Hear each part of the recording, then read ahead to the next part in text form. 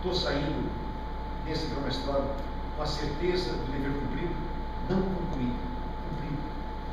E deixando bem claro para vocês uma coisa: quem me acompanha é a pessoa da mais alta competência que vocês possam imaginar.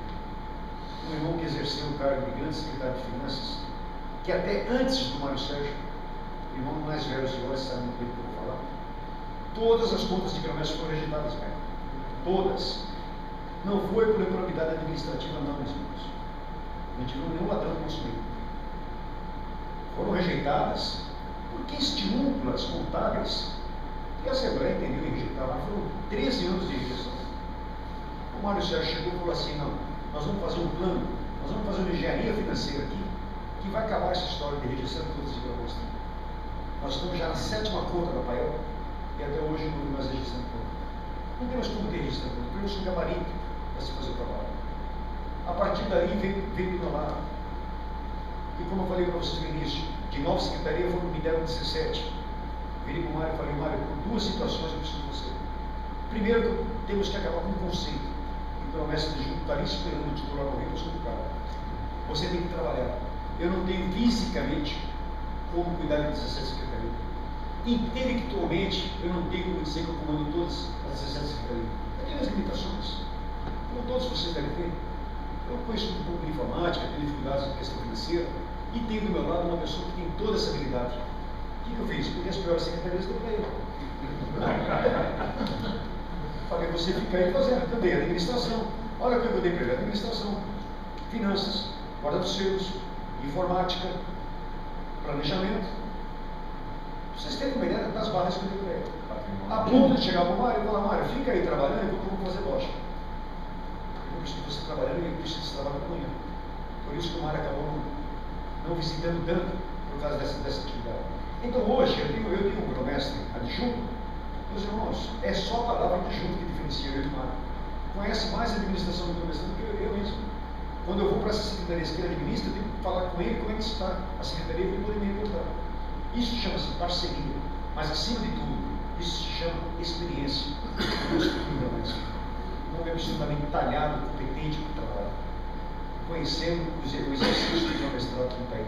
Então eu fico tranquilo em dizer para vocês, meus irmãos, que eu voto consciente ao nosso irmão Mário Sérgio, e que vocês nos ajudem a multiplicar tudo isso, a manter tudo isso que nós construímos até agora. Imaginem vocês que nós não podemos nesse momento retroceder. Nós não podemos nesse momento usar maneta. Nós temos que usar a trolha. Nesse momento nós temos que estar unidos e fazer com que o Grande Oriente cada vez mais vai se soerguendo, vai se agigantando, porque nós estamos na maior maçonaria da América Latina. Nós somos uma maçonaria de referência. Eu costumo dizer, quando São Paulo tosse, os outros estados gostam do catálogo, porque todos esperam o que São Paulo está fazendo para poder fazer igual. Então nós temos que ter aqui experiência, nós temos que ter aqui uma força de equipe, como nós conseguimos fazer agora. Juntar os nossos melhores homens, aqueles vocacionados, e construir o que nós estamos construindo. Regionalização do Rio Grande de São Paulo, para construir o nosso regional. A regionalização é fundamental, é um outro projeto. Os irmãos mais antigos de ordem lembram muito bem do delegado coordenador, lembra? Que era aquele homem que ligava para o grão-mestre para dizer que o Gilberto foi na loja, não. Era só isso. Hoje não. Hoje o nosso secretário, o nosso coordenador regional, ele tem 17 secretarias de ação, ele tem os seus coordenadores distritais e ele tem todo esse trabalho de amarração do Grande Oriente. Na capital, no entanto, mas no interior, fazemos as secretarias regionais do interior. Nós precisamos ter Secretaria Regional de Cultura, Secretaria Regional de Orientação Paulista. Tudo isso é um projeto chamado regionalização que está em curso. Eu não vou disciplinar uma lei da Constituição, se na base, a base ainda não assimilou o que significa regionalização. Por isso que eu levei 4 anos aí para disciplinar esse projeto, e no que deveria de mim leva mais 4, porque ele não está preparado. Até que nós possamos fazer a coisa e falar: agora é legislação. Obrigado, meus irmãos, pela tolerância de terem me ouvido. Nós poderíamos conversar muito mais, mas depois que o Mário Sérgio fazer a colocação dele, nós estamos aqui no ping-pong e vamos bater papo. Obrigado a todos. Tomar o cabo eleitoral, né?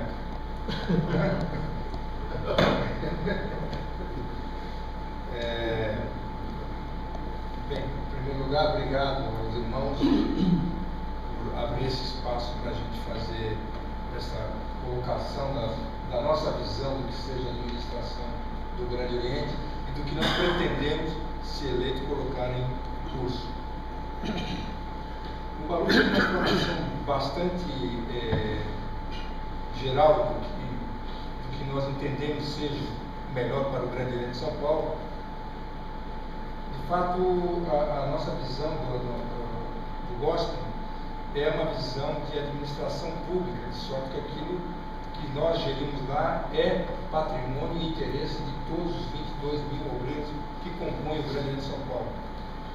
Então, nós estamos lá na condição de prefeito, gerindo uma prefeitura, e temos que ter a nossa visão de métodos, de políticas administrativas de uma forma impessoal, atendendo muito mais o anseio do usuário, que é a loja e os obreiros, do que a nossa vontade, muitas vezes, pessoal. Eu tive realmente uma oportunidade dada pelo irmão Cláudio Bono, na gestão em que nós começamos a ter um convívio mais próximo, que foi a gestão anterior, no exercício da Secretaria de Finanças. A realidade da administração do GOSP, com a maçonaria no todo, naquele ano de 2013, é muito diferente de hoje, por N razões. Pelo seu tamanho, pela sua complexidade, pelas legislações que houveram nesses últimos anos que forçaram os grãos-mestres a ter uma outra postura, uma outra exigência de quadro e até mesmo de responsabilidades.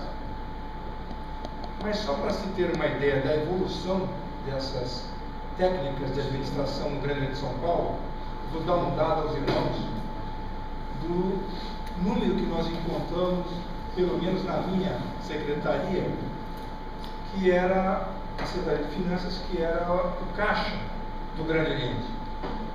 Assumimos no dia 22 de junho de 2003, o caixa líquido do Grande Oriente de São Paulo, não da multa, só do GOSP, era de R$250 mil depositado no Banco do Brasil.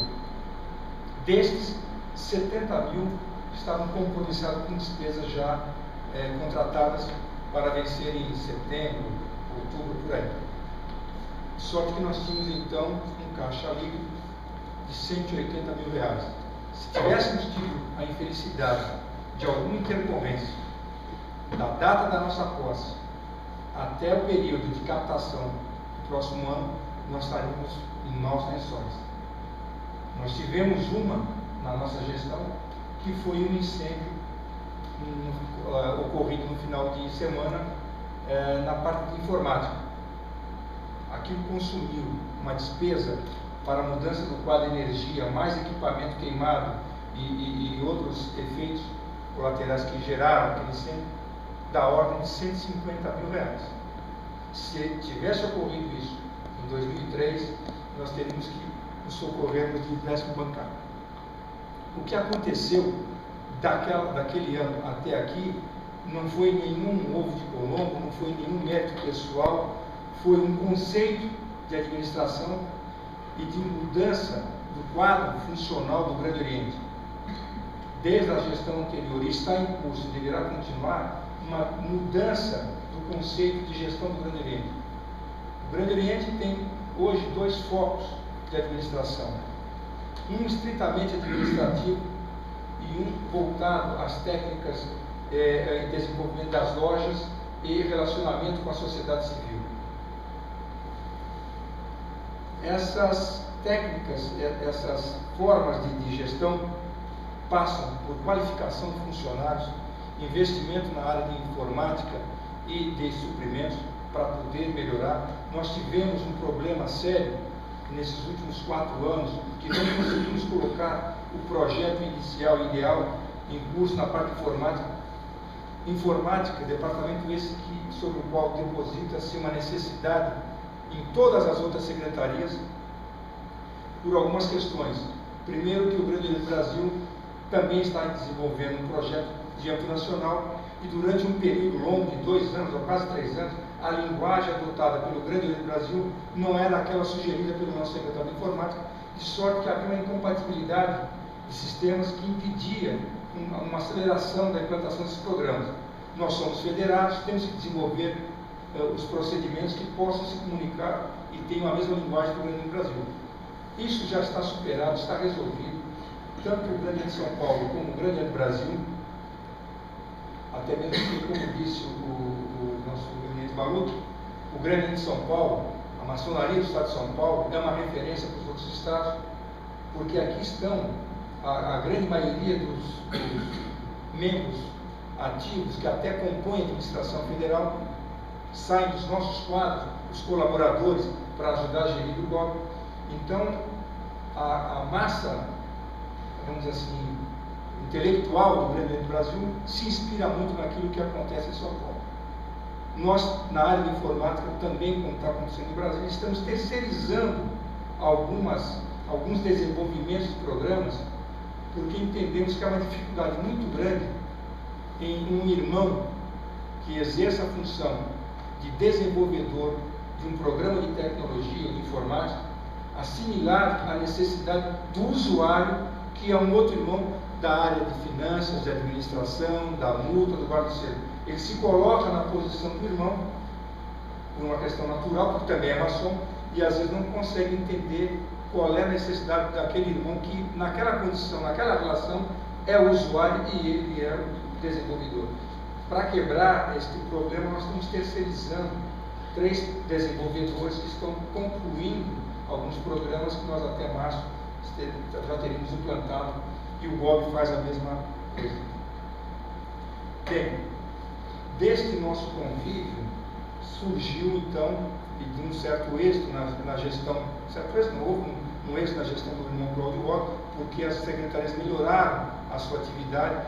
O Grande Oriente, não só na parte financeira, mas no todo, sofreu um processo de evolução, mas desse contato, desse convite do irmão Baruch, que era o adjunto do irmão Cláudio, surgiu então o convite para ser o seu companheiro de chapa nas eleições passadas, que tivemos a sorte, o acidente político de ser o chapa única.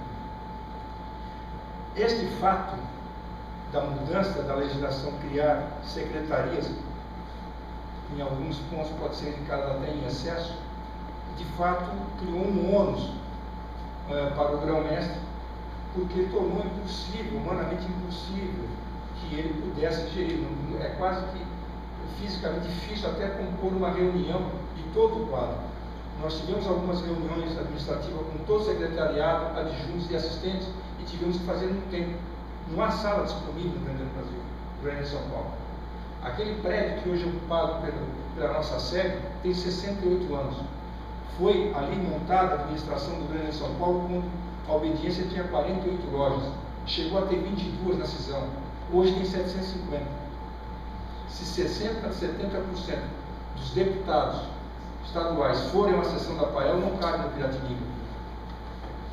Na maioria das sessões magnas que o Grande de São Paulo tem feito, ou com as Forças Armadas, ou com palestrantes como o nosso irmão, o nosso ex-presidente Fernando Henrique, o prédio não comporta, nem que ocupássemos o prédio inteiro, não comporta 1.200 pessoas, como foi o caso na palestra do presidente Fernando Henrique Cardoso.